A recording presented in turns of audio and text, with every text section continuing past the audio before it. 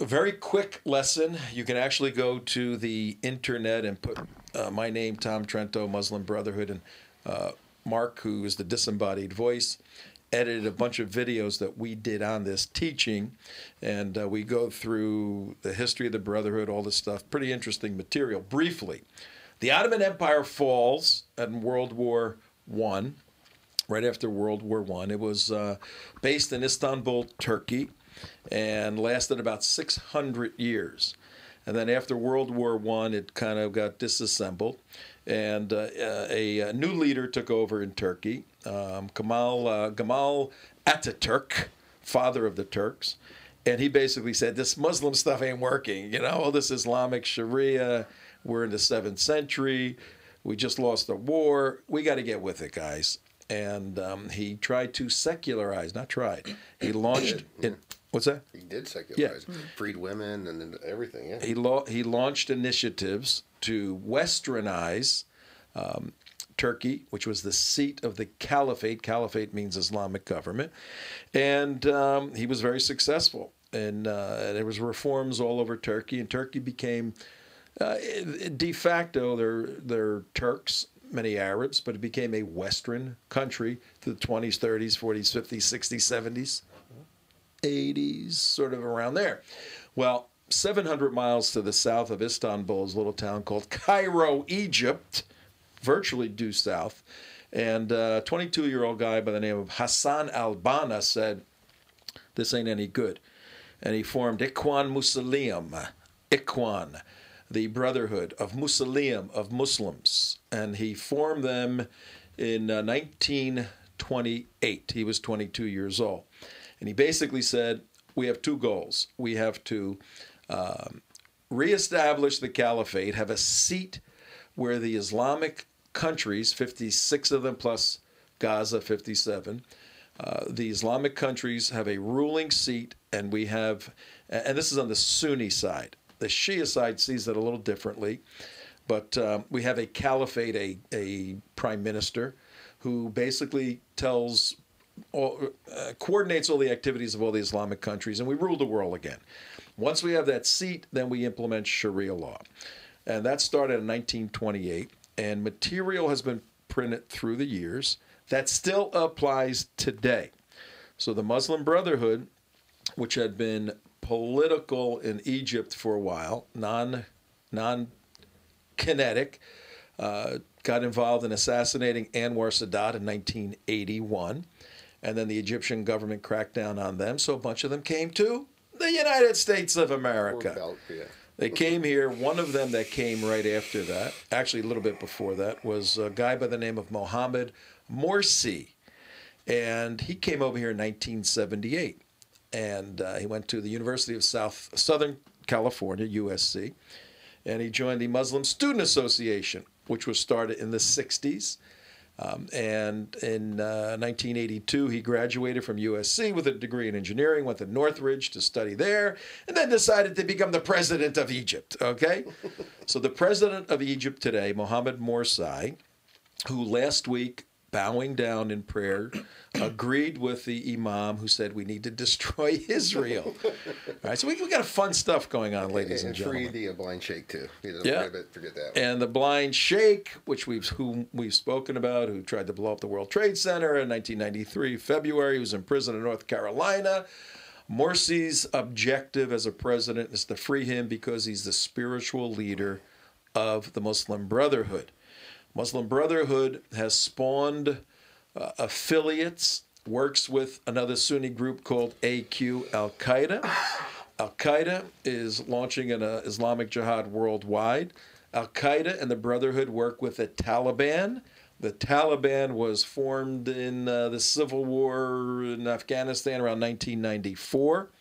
The Taliban rose through the ranks, took over the country of Afghanistan. Osama bin Laden had to get out of Yemen and a couple of other places. He formed Al-Qaeda, the base, basically took his operation to Afghanistan under the protection of Mullah Omar, the blind imam who runs the Taliban. And then the buildings come down in 9/11, and that event had a dramatic impact in our guest's life. We'll tell you about that shortly. So now we're in 9/11, and we say, George Bush says those guys are going to hear us. We go to Taliban. There were 45,000 members of the Taliban in 2001, wiped out about 20,000 of them. And a few years later, 2007 or 8, there was about half as many. And now they're back. Oh, they're done. They're finished, the Taliban. Now they're growing again. And they went from a government to a defeated nation, and now they are an insurgency in Afghanistan, and they're going to be the government again, because just today it's reported that Afghanistan is going to allow Taliban leaders to run for the presidency. Okay? You're kidding me. I didn't know that. This is how crazy this world is. Say that once again. Just today, Afghanistan declared that Taliban leaders, if they pledge that they're going to be nice, can actually run for a political office and become part of the political process. Yeah, just like Nazis. Yeah, just pledge that you're not going to be a Nazi, and then hey, everything's okay. This is part of the Muslim Brotherhood. And the Muslim Brotherhood, though they have not started every one of these entities, they're very sophisticated Egyptians for the most part, brilliant people with multiple earned degrees, multiple language. They're multilinguistic, and they know how to play the various groups in a global chess game to move toward the establishment of a caliphate. Our whole argument is this administration, which is why we wrote the book Sharia, The Threat to America, has failed to understand what I just talked about, ladies and gentlemen. 5 minutes off the top of my head, this administration doesn't understand that. When you don't understand it and you commit men and women, our blood and treasure, to fight these guys, and you can't name who they are, then what happened on August 6, 2011, which is our subject for today, is going to happen more and more and more in the future, unless in 5 days we change the administration, put an administration that understands the threat of global jihad, Islamic jihad, and has the wherewithal, the intestinal fortitude and strength of violence if necessary to defeat the enemy. Oh my God. Hi, Karen. Let's go bring Karen in now, Mike. Hi, Karen Vaughn. How are you? Hello, Tom. Nice to see you here. Nice to be here. Thank you for coming. I know you live not too far from here. We don't need to tell anybody where you live, but not too far from Boca Raton, 2 minutes away. So thanks for coming in, and we're gonna take this. We're gonna do this in an interesting way. Okay. You and I are gonna have a conversation, and we're gonna let a whole bunch of people watch, maybe even participate by calling, and a lot of people listening as we're driving. And I'll just introduce you briefly, then you can introduce yourself. Okay. I met Karen. Let's see. Let me think for a second. We could play. Did you queue up the thing? The one I did on the 8th of August. You didn't tell me to. I emailed it to you. Oh, I emailed it to me. Okay. You have it there. Okay. I'm a Christian, and I believe that there's an order to the universe, and that God works out a plan. And if I didn't believe in all of that, I would after this whole thing. Right. How we met and all of that is just very bizarre. I was sitting watching the TV when I saw the president come on and announce that Osama bin Laden had been killed. And I said, okay, that's good. And sooner or later, we're going to get these guys. It's going to happen. It's a lot of hard work. It's going to happen. And the next one is al-Zawahiri. He's got to go, too. We're going to get you, al-Zawahiri. He's hiding out in the cave somewhere, or maybe a nasty house like bin Laden did. But in any event, I saw that. I said, okay. And, and I was wondering how much information, because you don't have to guess. We have certain teams that do this sort of stuff. And then the next day, Joe Biden comes out and says that the SEALs did this. I couldn't believe that. I thought, oh my God, that's operational security and all the stuff we're hearing about that. Yeah. Then it's queued up. Then, not 90 days later, I was speaking in DeLand, Florida. Saturday morning, woke up, and the news was that helicopter was shot down, and getting bits and pieces. Went before a group and said, let's pray for whatever the situation is. Then 2 days later went home. And as the facts came out, it became very evident that there's a linkage between May 1st and August 6th in a failure of operational security for this administration. So typically Mark edits the video. He was in Orlando. I was down here in Lake Worth. And I said, I got to scream and yell, you know. And I made this little video. Why don't you just play the start? I don't know. Let's just introduce it, see where it goes. Listen to this, ladies and gentlemen. This is August 8th, 2006. I was furious with what I saw. This led to me meeting Karen.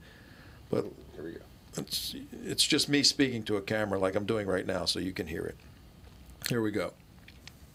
Here we go. Hi, Tom Trento here with a message for all Americans. As you know, I run an organization, theunitedwest.org, that deals with the education and activism of Americans on national security issues. And today I want to address all Americans, whether you're Democrat, Republican, Libertarian, Green Party, whatever. The developments of the last 72 hours regarding the loss of life of our special operators in the Wardak area of Afghanistan. But more importantly, the leaking of that information requires all of you, all Americans, to absolutely demand a United States congressional investigation into two aspects of this sad situation. Number one, what exactly happened? I'm not talking about a NATO investigation.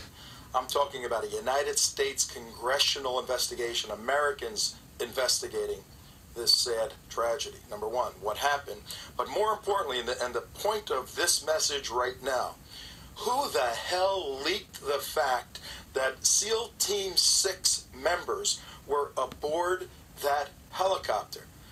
Who in their right mind would make a decision, whether it's military, intelligence, strategic, tactical, and say, it's a good idea we tell our enemy the fact that our top warriors were killed by some guy with an RPG? Who made that decision? Who in the administration, who in the military, who in the White House made the decision to leak the information that SEAL Team 6, Dev Gru, for those of you who are aware of the Naval Special Operations Development Group concept, who made the decision to go on record and say before, and I'm gonna give you a timeline to deal with. Nice cover, we need kid. a U.S. Okay, well, I think that introduces the level of anger I had at that point, letting this information out. Karen, let's start with May 1st. Well, introduce yourself first. Why don't you tell everybody who you are? I'm Karen Vaughn. Look, we got all day.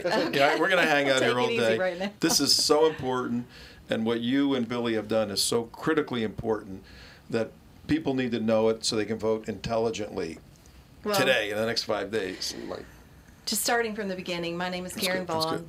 I am the mother of fallen Navy SEAL Aaron Carson Vaughn. He was a member of DevGru, and he was killed on the chopper on August 6th, the event that Tom was just speaking about, where 30 American soldiers died in one helicopter crash. Among them were 22 members of SEAL Team 6. So it was a devastating moment in our lives, but that's who I am. My husband and I raised Aaron, and that's our story. So we'll move from there. Okay. I want to really develop your life with your son. Mm-hmm. I think that's very important. But on that May 1st, let's introduce the to the listening and viewing audience. On that May 1st, when you saw the news of Osama bin, where were you? I mean, it was announced that night. I think it was a Sunday night. Wasn't it a I Sunday believe night? it was. Saturday or Sunday night. Well, it was interesting because Aaron actually called home and told his dad, "Dad, we got him."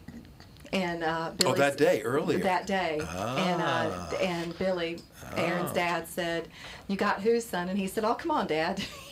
I can't say it on the phone, but you know who I'm talking about.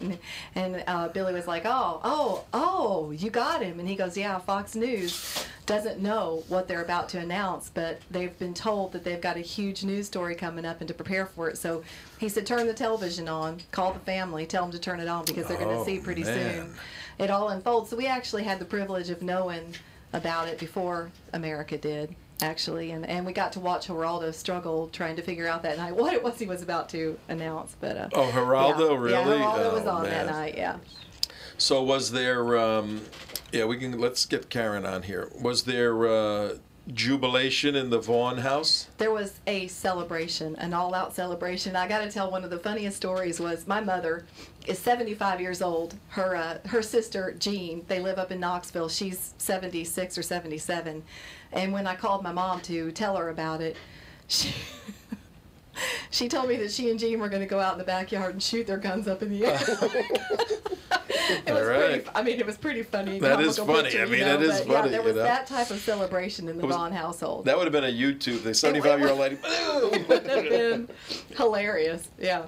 So yes, definitely celebration. Okay, so that was that night. Then the next day, what happened? Well, the next day, as you know now, the Vice President, Joe Biden, he announced to the world that it was a SEAL team who took out bin Laden. And I'm not really sure what happened. I've searched and tried to figure out because it's all kind of a fog in light of what happened since then.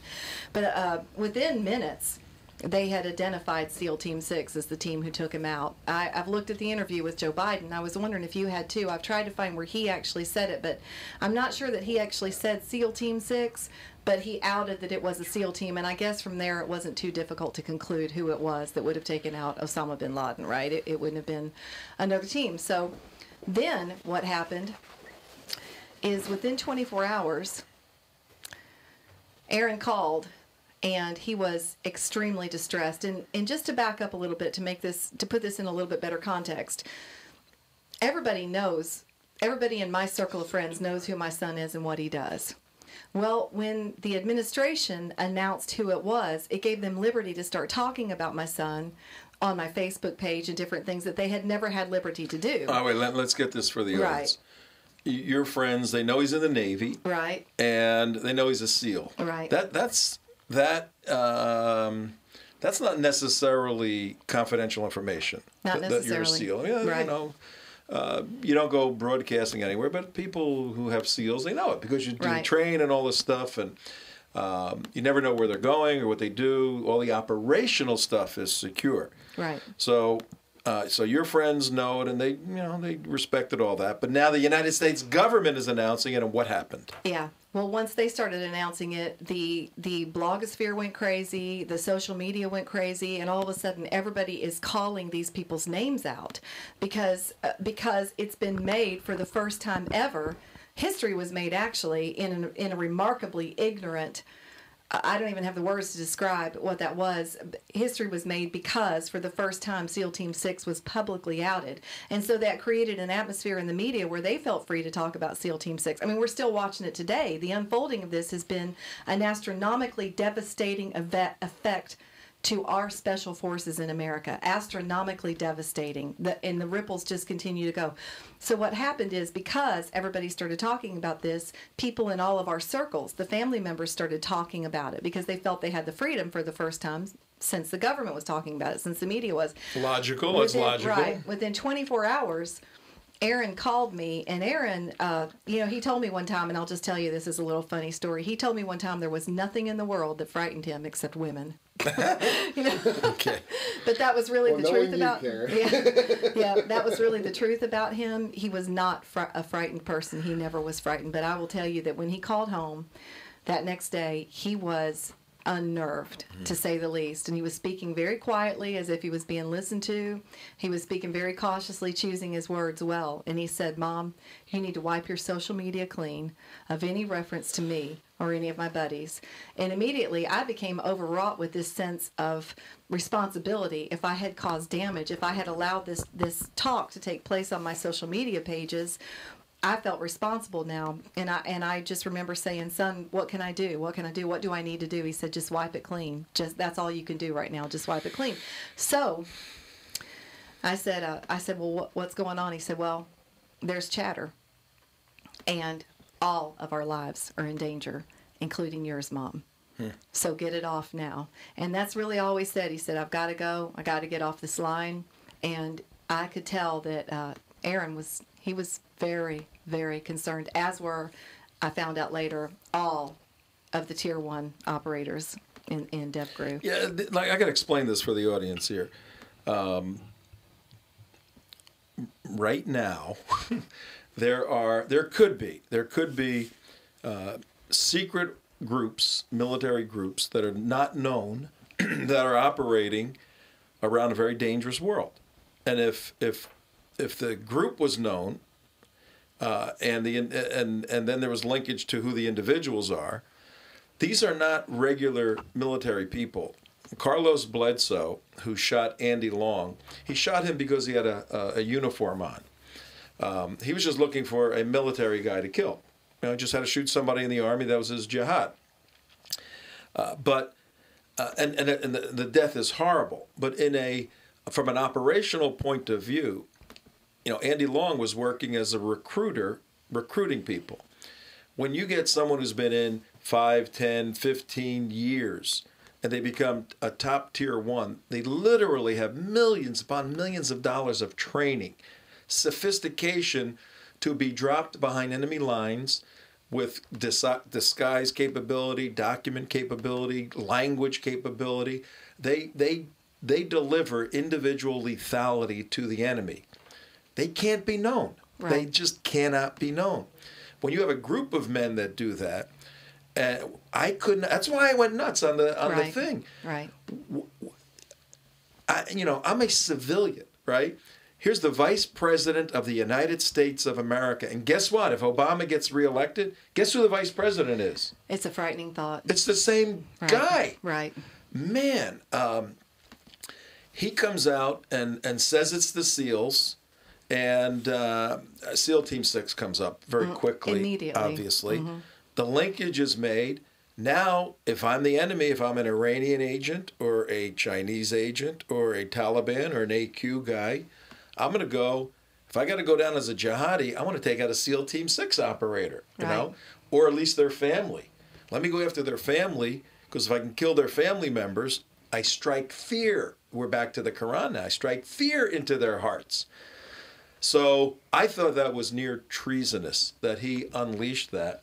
And later on, hi CJ, and later on, a couple of months ago, we have a bunch of SEALs and other special operators doing the 22-minute documentary, Dishonorable Disclosures, that these guys disclosed information that was dishonorable. This is what we're talking about, ladies and gentlemen. It's 42 minutes after the hour. I'm here with Karen Vaughn. Karen is the mother of Aaron Vaughn, killed in action August 6th, 2011. Billy's usually with you, but he's at home. He's a little busy right now. Couldn't come down here, but I think we may have him on the phone. We'll talk to him in a little bit. Karen has been through an amazing year and a month or two here. Didn't want to get into this battle, wanted nothing to do with it, and now you're fighting with the White House. Right, absolutely, literally. Literally. Well, we're going to get into all of that. I think you're going to be here for 3 hours. I think. It probably will be hard. I got a feeling. There's no sense rushing this stuff. This is important. And there are 300 SEAL Team 6 operators. So there's 200 or 300 mothers in the world. You're one of them. You're one of 200 or 300 people in the world. So our audience is privileged to be watching and listening to Karen Vaughn. Mark? No, nothing to add. I've just, the battle that she's undertaking, is I know Karen, and I know that she did not want this battle. She did not want anything to do with this. She'd rather be doing other things. And the way she's been treated by the administration, by the, it's phenomenally bad. And just on that point alone, if you're a military person and you lose a son or you lose a daughter, and you would see how horribly this woman and their families and the SEAL team members have been treated, I'm just beside myself. I really am. Well, Mark is a veteran of the Navy, and has that sense, and has been very close to Karen. And we'll share how all of that happened. We're back at May 1st, and then on August 6th, the helicopter was shot down. The name of the helicopter? Extortion 17. Extortion 17. They give names to missions and to the movement of troops, the helicopter, and this is entitled Extortion 17, and they were going after Lefty Grove, right? Mm-hmm. Lefty Grove. We'll get into that. He was the Taliban leader. That Extortion 17, that mission was deployed to capture or kill.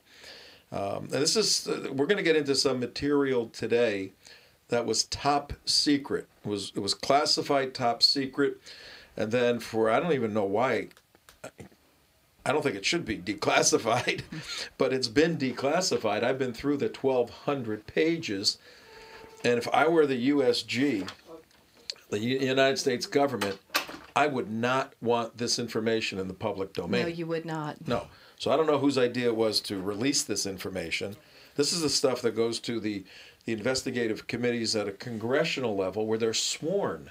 Well, let me tell you one piece of information that's interesting about that. The military was asked to retrieve this information back from the families who it had been handed out to, and the military refused to do it because they said it would raise too much suspicion. So higher levels actually did come after the material. So, and you got it, and hang with us, everybody. We're not going to rush through this. We're going to walk you through the timeline, but we do have somebody who's been on hold for a while, Michelle. Hi, Michelle. You're with Tom and Karen.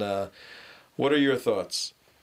Hi, Mr. Trento. I've been calling you because I had something related. I have a brother that's in the Navy, and that's my mother's only son, and I do need to talk with you off air. Okay. I'm not similar to this, but I have a brother that's in the military, especially the Navy. So okay, if CJ, if you're here, if you can get this number, we'll call Michelle back when we're off the air. Thank you, Michelle. What about Roger? Are you on the line, Roger? I am. How you doing, Tom? Hi, Karen. Good. Hi, Roger. I just wanted to call, okay, and express my support for Karen, okay, and to Billy Vaughn. I want to thank them for the work and the conversations that they hold with so many people. And I'd like to remind you that anyone that might be listening, okay, that you'll be speaking in Melbourne on November 13th. Okay, and anyone. Can I give that information, Tom? Yeah, absolutely. Let's tell everybody where and when. Karen and Billy Vaughn will be giving a presentation at the Act for America Space Coast chapter meeting, which is held at the Vieira Government Center at 2725 Fran Jameson Way in Vieira. That's the Government Center in Building C at 6:30 in the evening. If anyone has not heard Karen and Billy Vaughn do their presentation, then I urge them strongly come out and listen. It is a presentation that touches me deeply, and I'm very, very, very proud to know Karen and Billy Vaughn. I just had to dial in and express that. Okay, so I hope that people will come out and listen to your presentation, Karen. Thank you, Roger. We look forward to being up there with you. Okay, and I thank you for everything that you do. God bless you. Thank you. And you'll love it up there. It's we were up there recently, spoke up for at Roger's place, and it was a great bunch of people, beautiful facility. Let's go back to the 8th of August when I made that little video, sent it out, and soon afterwards, the United West, we wanted to have a military salute in January. We were starting to organize that up at Tallahassee. the president declared that we won Iraq and everybody's coming home. What a joke that is. Iraq is now a satellite state for Iran, basically. Right. It's so bad because geopolitically and in terms of location, where we were with the bases and everything we built in Iraq and what we could have done in Afghanistan, we simply were strategically in a phenomenal portion of the world that's very deadly and dangerous. We could have had protective capabilities there and made sure Iran did nothing. Now all of that is wide open because of the foolishness of this president. Foolishness or calculation? Calculated. Well, we're going to let you talk about that. So we were assembling a group of speakers from General Jerry Boykin and others. And, actually before that, at the end of August, August 2011, I saw advertised there was going to be a memorial service for Aaron up in Martin County. So, I don't know, I just felt I had to go for some reason.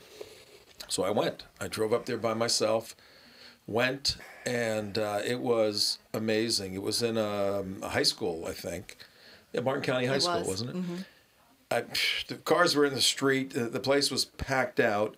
I had to go way up in the back and sit up there. And it was a phenomenal Christian service, memorial service. It was actually very upbeat in many respects. And there were, and it also looked almost like a Tea Party rally. Everybody was in red, white, and blue, and Billy's with us now too.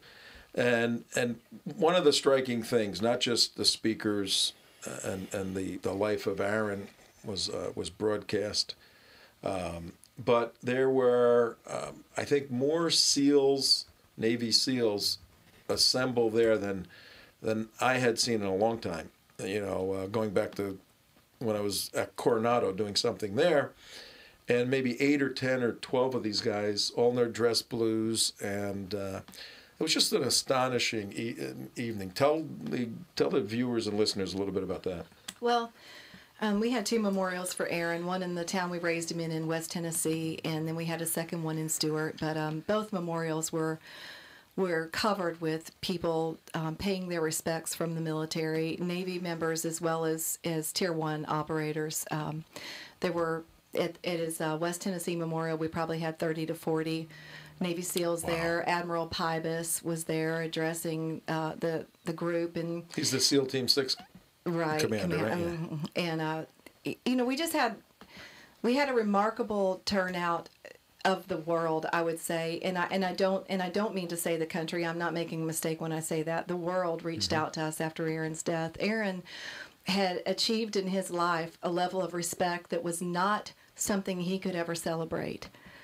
But in his death, people were able to celebrate him for the first time, and people did celebrate him across the countries. We received mail, we received gifts from other countries. The United States poured its heart out to us and made me believe, Tom, just going to this election, this majority of liberal, biased mainstream media that tells us as Americans that the majority are like them, that is not true. We were reached out to across this country. We're being fed a lie by the mainstream media. This country is still full of total patriots, red-blooded American patriots who will fight to the death to preserve our nation, and I'm convinced of that. So I'm not buying the lie anymore.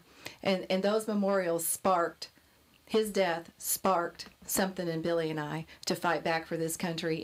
And very, very sadly, Aaron's death gave us a platform to speak the principles he believed in. Not only the principles we believe in, but the principles he based his life on. And that platform was paid for in blood. But we're going to make the very best of it. We're going to honor him by speaking out about the travesties of justice that are taking place in this country right now. It is so bizarrely ironic that an individual who for 10 years served his country quietly, humbly, with no recognition, no anything, then in a flash, literally in a flash, becomes an international figure, turns your life and Billy's life upside down. It's almost in one sense the handing of a baton from a warrior carrying a gun to you guys carrying nothing, a Bible. I mean, nothing. Just a voice. Yeah, a voice, That's it. carrying a voice. And Billy, are you there? Are you on the line? I think you called in. We were trying to reach you. Yeah, I'm here. Here's what we're going to do. We're going to, I got to take a break in a minute here, and we're going to work through this material. It's critically important. And can you hang with us for a while? Yes. Okay. I don't even want you to start talking yet because I got a break right now. And then, ladies and gentlemen, we'll bring Billy in. He's with us by phone. Karen is here in the studio. If you have an opportunity to put on your smartphones or your computers, go to TrentoVision.tv. You can watch the show, and Mark is putting up a lot of graphics. We're going to be playing some videos. We're going to be here. We're going to be here for the whole till 6 o'clock because we haven't even gotten into the top secret information yet. That we're going to work through some of that. But the whole goal, ladies and gentlemen, is to identify the character of the men and women like Aaron, who are swearing an oath to defend this country, and the failure of this president to understand what that even means. What that even means to take an oath to protect the country. So that's what we're doing today. You're with Tom Trento, Trento Vision, Karen Vaughn, myself. CJ's back there. Mark's over here. Hang with us. Tell your friends. We'll be back a little bit after the top of the hour.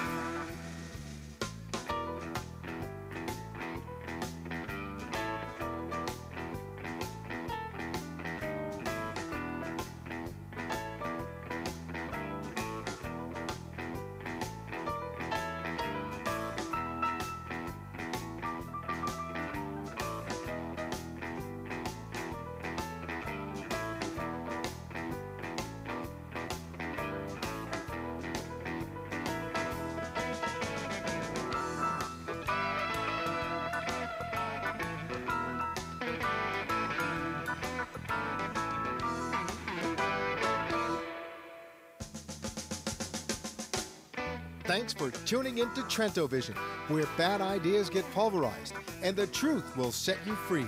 Tom Trento can be reached at 561-319-5533 or tom@trentovision.tv. And tune in again weekdays from 3 to 6 p.m. on AM 1470 WNN. The opinions expressed on the preceding sponsored program were strictly those of its hosts, guests, and callers, and not necessarily those of the station, its staff, management, or sponsors.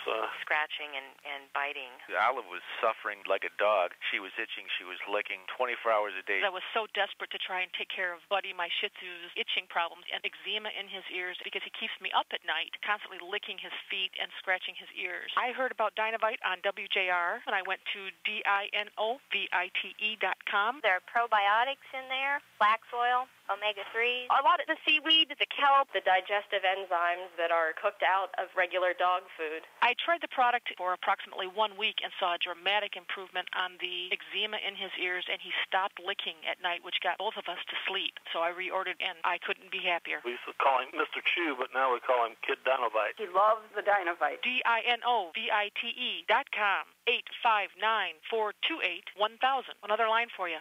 Sleep at night. Let me do it again.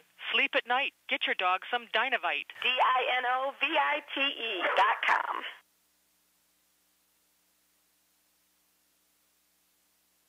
Men, if you have erectile dysfunction, it can rob you of your sex life, destroy your confidence, and dampen your lust for life. At Boston Medical Group, we've been successful in helping men like you for over 15 years. Here's what our patients are saying.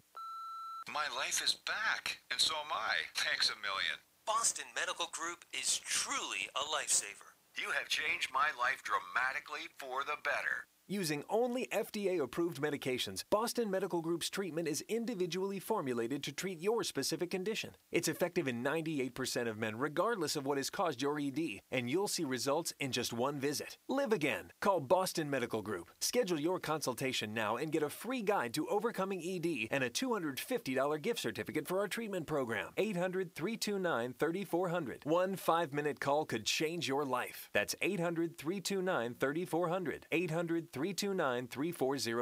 Boston Medical Group, the world's #1 choice in men's sexual health. This is Health and Wealth Radio, AM 1470, WWNN Pompano Beach, and WKIS HD3, Boca Raton, Miami, Fort Lauderdale.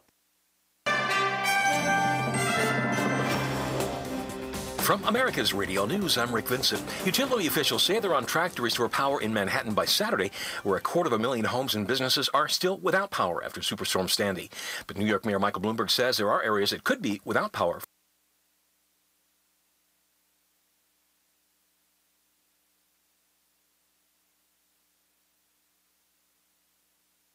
From across the country, but it's just an enormous job.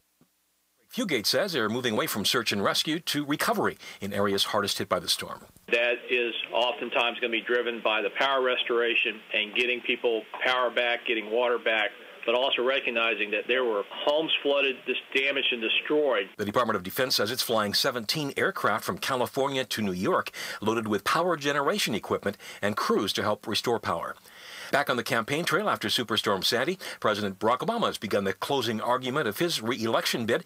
AP White House correspondent Mark Smith reports. Get out there and vote! On the airport tarmac in Green Bay, Wisconsin, the president said he's made progress reviving the economy and ending 2 wars, but he's not done fighting for the middle class. That's why you elected me in 2008, and that's why I'm running for a second term as president, because we've got more work to do. He said Mitt Romney masquerades as the candidate of change, but his policies are really a threat.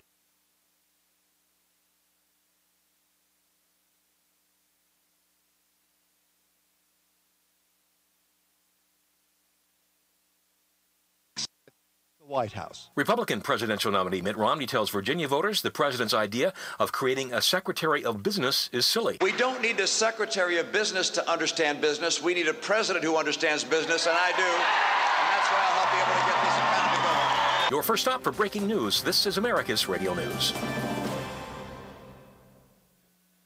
Did you know that snoring might be evidence of a disease process that could reduce lifespans by as much as 20%? Did you also know that a weak or receding jawline is not necessarily a genetic trait, but rather evidence of a disease process that is not only detrimental to appearance, but overall health? This same weak or receding jawline often produces sleep apnea, snoring, and other health effects that can reduce lifespans by up to 20%.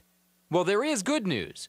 There's now a rare, non-invasive procedure where a strong jawline can be reclaimed and a whole series of health benefits along with it. To learn more about this amazing restoration process, go to fixjaws.com and watch a 5-minute video that can change your appearance and your life. That's fixjaws.com or call 1-855-FIX-JAWS. That's 1-855-FIX-JAWS. Call now. Newly released readings on the economy show some improvement, as the AP's Mark Hamrick reports. Consumer confidence has risen to the highest level in nearly 5 years. The Conference Board's Lynn Franco says jobs are the key. We sort of built up a little bit of momentum in September and October. Consumers are a little bit more positive about the job market. A report covering manufacturing shows a second straight month of expansion, but the Institute for Supply Management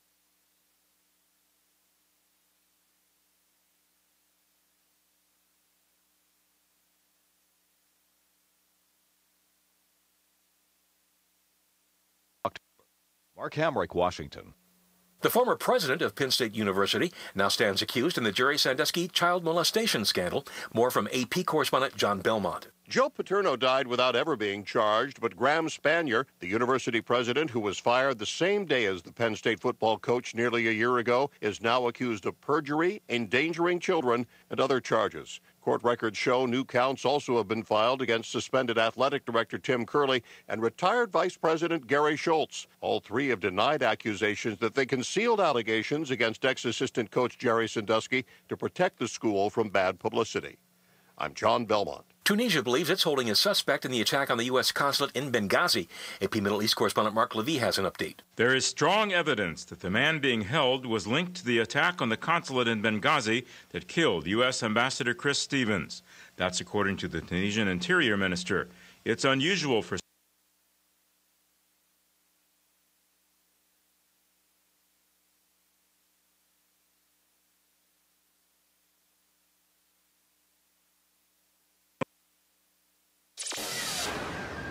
what you want to know.